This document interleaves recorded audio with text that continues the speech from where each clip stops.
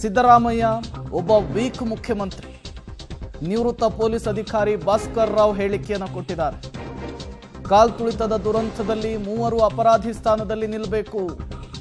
CM, DCM, ಗೃಹ ಸಚಿವರು ಅಪರಾಧಿ ಸ್ಥಾನದಲ್ಲಿ ನಿಲ್ಲಬೇಕು. ತಪ್ಪು ಮಾಡಿದವರೇ ಇವರು ಅಂತ ಹೇಳ್ತಾ ಇದ್ದಾರೆ. ಕಾನೂನು ದುರುಪಯೋಗ ಪಡಿಸಿಕೊಂಡು ಅಧಿಕಾರಿಗಳನ್ನ ಅಮಾನತು ಮಾಡುವಂತಹ ಕೆಲಸ ಮಾಡಿದ್ದಾರೆ. ಪೊಲೀಸರ ನೈತಿಕ ಸ್ಥೈರ್ಯವನ್ನೇ ಸಿಎಂ ಕುಗ್ಗಿಸಿದ್ದಾರೆ ಅಂತ ಗುಡುಗಿದ್ದಾರೆ. ಸರ್ಕಾರದ ವಿರುದ್ಧ ನಿವೃತ್ತ ಪೊಲೀಸ್ ಅಧಿಕಾರಿ ಭಾಸ್ಕರ್ ರಾವ್ ಕಿಡಿಕಾರಿದ್ದು ಹೀಗೆ. ನೀವು KCSR ಅಂತ ಇದೆ, Karnataka state civil services rules ಅಂತ, ಮತ್ತು ಆಲ್ ಇಂಡಿಯಾ ಕಾಂಡಕ್ಟ್ ರೂಲ್ಸ್ ಅಂತ ಇದೆ. ಯಾರ ಅಧಿಕಾರಿಗೆ ಸಸ್ಪೆಂಡ್ ಮಾಡಬೇಕು ಅಂದರೆ ಒಂದು ಪ್ರಿಲಿಮಿನರಿ ಎಂಕ್ವೈರಿ ಆಗಬೇಕು. ಸಸ್ಪೆಂಡ್ ಮುಂಚೆ IPS ಅಧಿಕಾರಿಗಳಿಗೆ ಸಸ್ಪೆಂಡ್ ಮಾಡೋ ಅಧಿಕಾರ ಕೇಂದ್ರ ಸರ್ಕಾರದಲ್ಲಿತ್ತು. ಇದು ರಾಜ್ಯ ಸರ್ಕಾರಕ್ಕೆ ಅನುಕೂಲ ಆಗಲಿ ಅನ್ನೋ ದೃಷ್ಟಿಯಿಂದ ವೃಂದ ಮತ್ತು ನೇಮಕಾತಿ ಅಧಿಕಾರ ಅಂದರೆ cadre and recruitment authority home ಮಿನಿಸ್ಟರಿಂದ ಚೀಫ್ ಮಿನಿಸ್ಟರ್ ಕೊಟ್ಟಿದ್ದಾರೆ.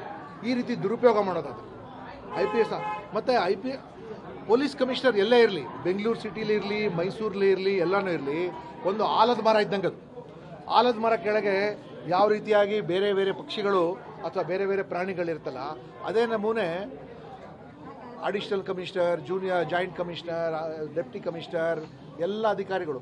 ಯಾಕೆಂದರೆ ಎಷ್ಟೋ ಸರ್ಕಾರದ ಸೂಕ್ಷ್ಮ ಕೆಲಸಗಳು 4 ಬಾಗಿಲು ಒಳಗಡೆ ಆಗೋವಂಥ ಡಿಸಿಷನ್ಗೆ ಪೊಲೀಸ್ ಕಮಿಷನರ್ ಅದ್ರ ಬಗ್ಗೆ ತಿಳುವಳಿಕೆ ಇರುತ್ತೆ.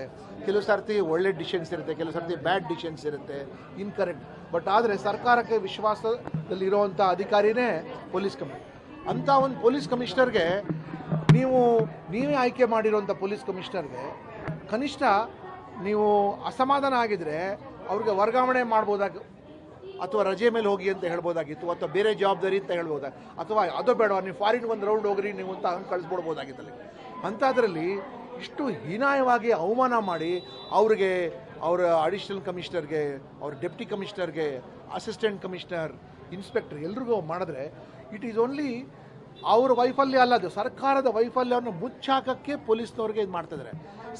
ಇದು ನಿವೃತ್ತ ಪೊಲೀಸ್ ಅಧಿಕಾರಿ ಆಗಿರುವಂತಹ ಭಾಸ್ಕರ್ ರಾವ್ ಅವರು ಹೇಳ್ತಾ ಇರುವಂಥದ್ದು.